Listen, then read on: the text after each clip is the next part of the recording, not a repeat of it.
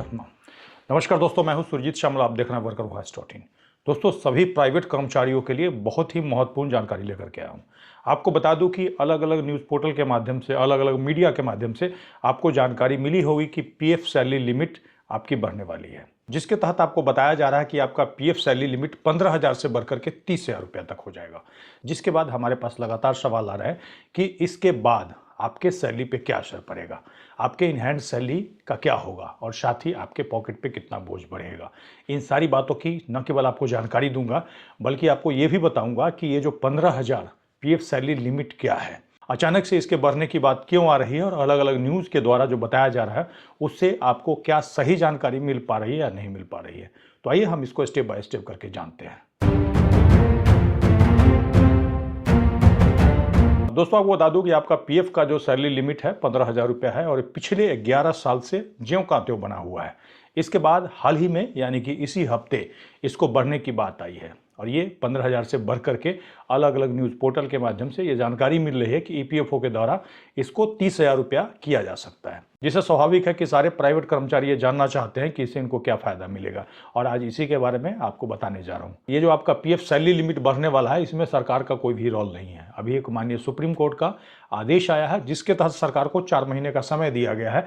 उसी के तहत ये जानकारी निकल के आ रही है कि 15,000 का जो सैलरी लिमिट है आपका पीएफ का, उसको बढ़ा करके 30,000 तक किया जा सकता है। इसके बाद आप जरूर जानना चाहेंगे कि आखिर सुप्रीम कोर्ट ने क्या आदेश दिया है। तो आपको बता दूं कि पिछले हफ्ते ही माननीय सुप्रीम कोर्ट का एक महत्वपूर्ण फैसला आया है जिसके तहत पीएफ का जो सीलिंग लिमिट है उसको बढ़ाने का आदेश जारी किया गया है। यह फैसला माननीय सुप्रीम कोर्ट ने एक जनहित याचिका की सुनवाई करते हुए दी है।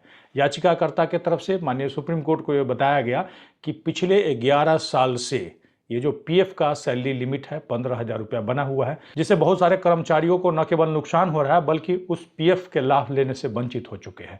जिसके तहत याचिकाकर्ता के तरफ से माननीय कोर्ट को बताया गया कि पिछले 11 साल से केंद्र सरकार की तरफ से पीएफ का सैलरी लिमिट नहीं बढ़ाया गया, जिससे बहुत सारे कर्मचारी पीएफ का लाभ लेने से वंचित है। और तो और माननीय कोर्ट को यह भी बताया गया कि बहुत सारे राज्य ऐसे हैं जिनका सैलरी 15,000 रुपया से अधिक हो गया है, जिससे बहुत सारे पीएफ के अंदर जो कर्मचारी थे वो बाहर हो गए। जिसके बाद माननीय कोर्ट ने ऐतिहासिक फैसला देते हुए याचिकाकर्ता को निर्देश दिया कि वो इस ऑर्डर को, यानी कि जो माननीय सुप्रीम कोर्ट ने ऑर्डर दिया है, उसका कॉपी लगा करके एक रिप्रेजेंटेशन केंद्र सरकार और ईपीएफओ को देंगे। जिसके बाद केंद्र सरकार को 4 महीने का समय दिया है इस पे फैसला लेने के लिए। और उसी के बाद जो पीएफ का सैलरी लिमिट है वो 15,000 रुपया से बढ़ा करके 30,000 रुपया करने की बात आ रही है। इसके बाद आपके मन में सवाल जरूर होगा कि ये पीएफ सैलरी लिमिट होता क्या है, क्या इसके बढ़ने से हमारी सैलरी बढ़ जाएगी या फिर हमें कौन सी सुविधा मिलेगी। तो आपको इसके लिए बता दूं कि इससे आपकी सैलरी नहीं बढ़ेगी, बल्कि जो पीएफ का जो सैलरी लिमिट तय किया हुआ है वो 15,000 रुपया है। कहने का मतलब, आप किसी ऐसी कंपनी संस्थान के अंदर काम करते हैं जहां 20 या 20 से अधिक कर्मचारी हैं और साथ ही आपके बेसिक और डीए मिलाकर के अगर 15,000 रुपया तक है, तभी आपका पीएफ का खाता खोलना आपके एम्प्लॉयर यानी मालिक के द्वारा अनिवार्य है। कहने का मतलब 15,000 रुपया तक आपका वेतन होगा, बेसिक और डीए, तभी आपका पीएफ का खाता खुल सकता है। और जिनका भी ज़्यादा हो गया, मान लीजिए 1 रुपया भी ज़्यादा हो जाएगा, तो ऐसे में कंपनी के ऊपर डिपेंड करता है और कर्मचारी के ऊपर डिपेंड करता है कि वो पीएफ का खाता खुलवाएंगे या नहीं खुलवाएंगे। और यही लिमिट बढ़ाने की बात हो रही है। अभी तक जो लिमिट है पिछले 11 साल से 15,000 रुपया तक है, जिसको बढ़ा करके 30,000 रुपया तक करने की बात हो रही है।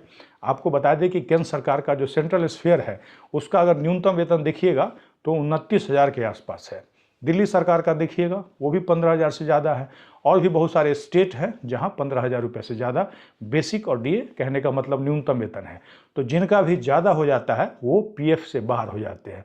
कहने का मतलब आप नौकरी ज्वाइन करने जाते हैं और 15,000 से ज़्यादा आपका बेसिक और डीए दे दिया कंपनी ने, तो आपसे वो पूछेगा कि आप पीएफ कटवाना चाहते हैं कि नहीं कटवाना चाहते। और जब आपकी सैलरी कम है, ऐसे में कौन सा व्यक्ति अपना पीएफ कटवाना चाहेगा। उसको तो यही लगेगा कि भाई जितना ज़्यादा पैसा हम ले लें, बाद में पीएफ के झंझट में क्या पड़ना। जबकि पीएफ में क्या होता है, जितना पैसा कंपनी आपके सैलरी से काट करके आपके पीएफ खाता में जमा करती है, ठीक उतना पैसा यानी कि 12% ही अपने तरफ से भी आपके पीएफ खाते में जमा करती है। और साथ ही बहुत सारे इसमें आपको बेनिफिट्स मिलते हैं। न केवल बेनिफिट्स मिलते हैं बल्कि पेंशन के साथ साथ एक ईडीएलआई स्कीम भी होता है, जिसके तहत आपके बाद यानी कि किसी कर्मचारी की मृत्यु हो जाने पे उसके आश्रित या परिवारजनों को 7 लाख रुपए तक का इंश्योरेंस मिलता है। तो यही पीएफ का सैलरी लिमिट बढ़ाने की बात हो रही है। अब जो आपका सवाल था, कहने का मतलब पीएफ का जो सैलरी लिमिट 30,000 तक हो जाएगा, तो ऐसे में आपके सैलरी पे क्या असर पड़ेगा, आपके पॉकेट पे क्या भार पड़ेगा। उसके बाद जो आपका अहम सवाल है उसके बारे में आपको बताना चाहूँगा कि अभी तक जो पीएफ का सैलरी लिमिट 15,000 रुपया है, कल को अगर 30,000 रुपया तक हो जाता है, मान लीजिए आपकी सैलरी 30,000 रुपये है और ऐसे में आप पीएफ के दायरे में आ जाते हैं, कहने का मतलब आपका पीएफ कटना शुरू होगा।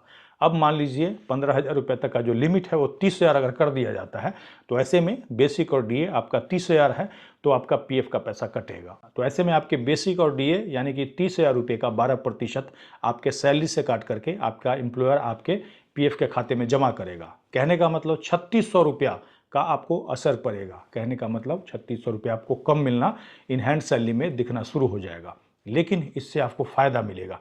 पूछिएगा क्या? तो ठीक उतना ही पैसा कंपनी के द्वारा भी आपके 3600 रुपया आपके पीएफ खाते में जमा किया जाएगा।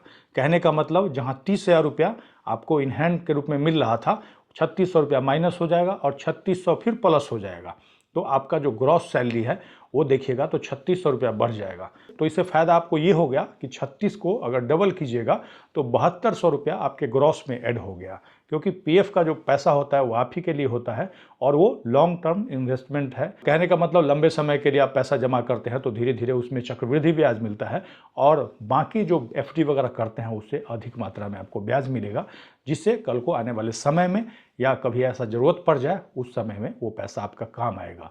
तो अगर आप देखिएगा तो ऐसे में आपका 3600 रुपया का फ़ायदा होगा, लेकिन तुरंत अगर देखिएगा तो 3600 रुपया आपको इन हैंड सैलरी में कमी देखने को मिलेगा। तो इसके बाद अगर आप मेरी राय जानना चाहिएगा तो मैं तो चाहूँगा कि 30,000 नहीं बल्कि 40,000 सैलरी लिमिट हो जाना चाहिए, जिससे और भी बहुत सारे जो कर्मचारी हैं इसके अंदर कवर्ड हो जाए, क्योंकि आने वाले कुछ सालों में फिर से ये पीएफ का सैलरी लिमिट नहीं बढ़ने वाला है। और तो और सेंट्रल गवर्नमेंट के अंदर जो भी कॉन्ट्रैक्ट कर्मचारी डेली वेजर आदि काम कर रहे हैं, कुछ ही समय में उनका 30,000 से पार हो जाएगा, तो वो फिर से पीएफ के लाभ से वंचित हो जाएंगे। ऐसे में मैं सरकार से यही मांग करना चाहता हूं कि कम से कम 40,000 रुपये का लिमिट लगाया जाए, जिससे आने वाले कम से कम 4-5 साल तक कर्मचारियों को असुविधा का सामना न करना पड़े। क्या ये बात मैं सही कह रहा हूँ? एक बार आप कमेंट्स करके जरूर बताएंगे, और कौन सी कंपनी, कौन से जिले और कौन से राज्य से देख रहे हैं उसको भी कमेंट्स में लिखिएगा, ताकि अधिक से अधिक लोगों को ये पता चल पाए और हमें भी पता चल पाए कि कहाँ कहाँ तक हमारी बात पहुँच रही है। दोस्तों, इसके साथ ही विदा लेता हूँ। जल्द ही एक नई जानकारी के साथ मिलते हैं। धन्यवाद।